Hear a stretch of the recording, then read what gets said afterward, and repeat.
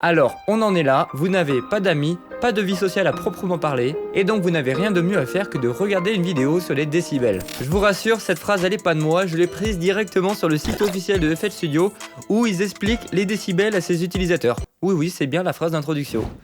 Salut les artistes, c'est Enjoy, bienvenue dans cette nouvelle vidéo. Derrière cette phrase écrite avec humour, cela nous laisse penser que les dB est un sujet technique déroutant et qu'il est difficile à appréhender par beaucoup de personnes. Il est fort probable que si vous faites de la musique assistée par ordinateur depuis quelques temps, vous ayez vu dans votre logiciel plusieurs fois le mot dB arriver et peut-être vous vous demandez un petit peu à quoi ça sert. On vous a peut-être même dit qu'il ne faut pas dépasser le 0 dB sur le master. Tout ça fait beaucoup de dB et vous l'aurez compris, dans cette vidéo je vais vous partager tout ce que je sais sur les décibels qui sont utiles pour la musique assistée par ordinateur. Donc à la fin de cette vidéo, les dB n'auront plus de secret pour vous et vous ne serez plus débile. Oula, ce jeu de mots, je suis pas sûr. Il faut savoir que les décibels, le dB n'est pas une unité comme le kilogramme, les secondes. Le dB en réalité est un ratio entre deux nombres dont l'un est une référence. C'est un peu comme les pourcentages. Si je vous dis que depuis que j'ai lancé ma chaîne YouTube, il y a 85%. Il manque un truc, 85% de quoi ? Maintenant, si je vous dis que depuis que j'ai lancé ma chaîne YouTube, il y a 85% des personnes qui ne sont pas abonnées à ma chaîne YouTube, là, vous avez compris. Abonnez-vous.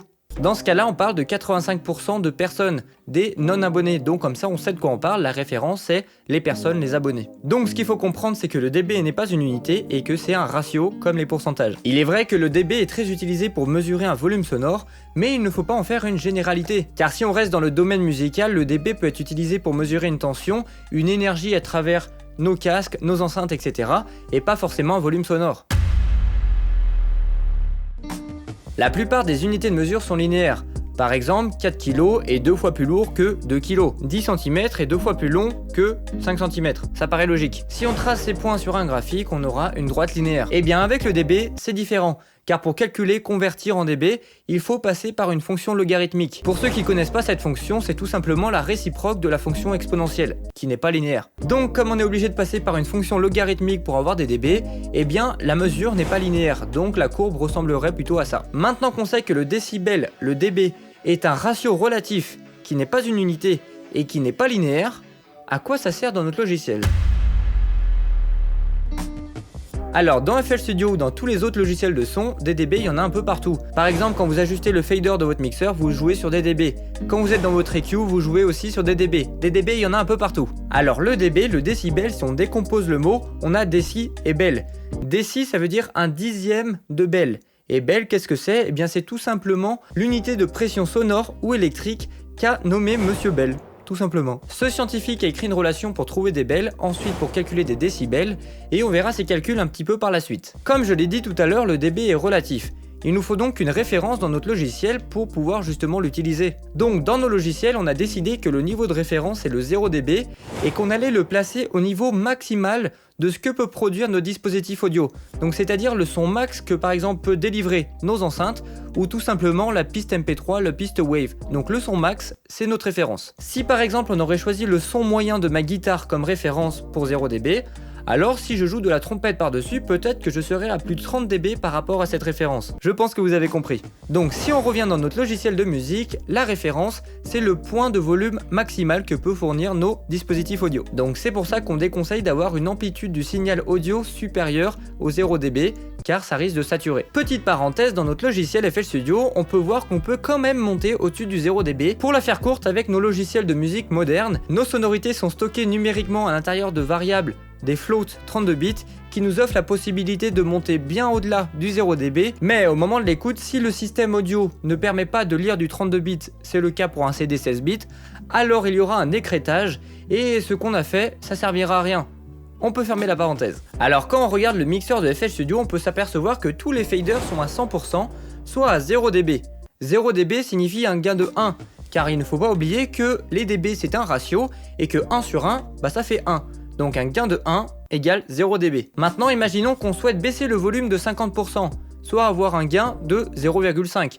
1 on était à 0 dB, 0,5 on est à la moitié. Donc cette fois-ci pour trouver la valeur en dB qui correspond à 50% du volume, eh bien il faut la calculer.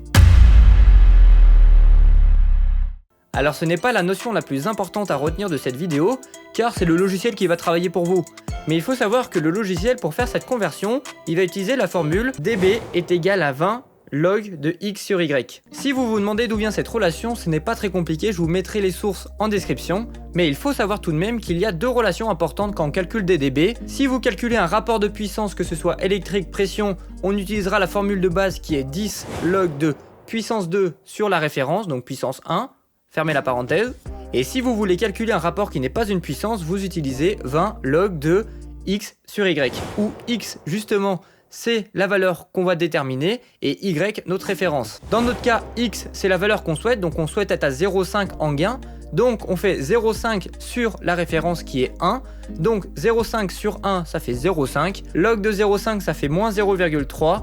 20 fois moins 0,3 est égal moins 6 dB. Par conséquent, moins 6 dB représente une atténuation de l'amplitude sonore de 50%. En clair, dans votre EQ, quand vous faites une belle cloche et que vous faites plus 6 dB à cette cloche, vous allez booster par 2 les fréquences qui sont justement sélectionnées par votre cloche. Donc une chose importante à savoir, c'est ne faites pas les bourrins. Car si on fait plus 6 dB, on double, mais si on fait plus 12 dB, on fait x400 parce que c'est pas linéaire. Pour avoir un ordre d'idée sur l'impact des dB dans votre logiciel, je vous mets un tableau récap juste ici. D'ailleurs, ce tableau, je vais sûrement le mettre dans l'anti-sèche de FL Studio qui est complètement gratuite et qui se trouve aussi dans ma template de mixage. Lien dans la description. Voilà, maintenant il est temps de sortir, de trouver quelqu'un, n'importe qui, et d'avoir une conversation sur les écureuils. Les écureuils sont mignons, ont un cerveau minuscule qui pèse environ 6 grammes et par conséquent ne peuvent pas comprendre l'échelle dB.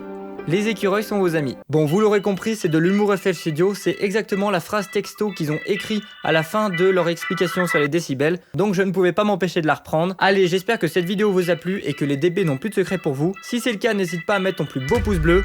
C'était Enjoy. Salut!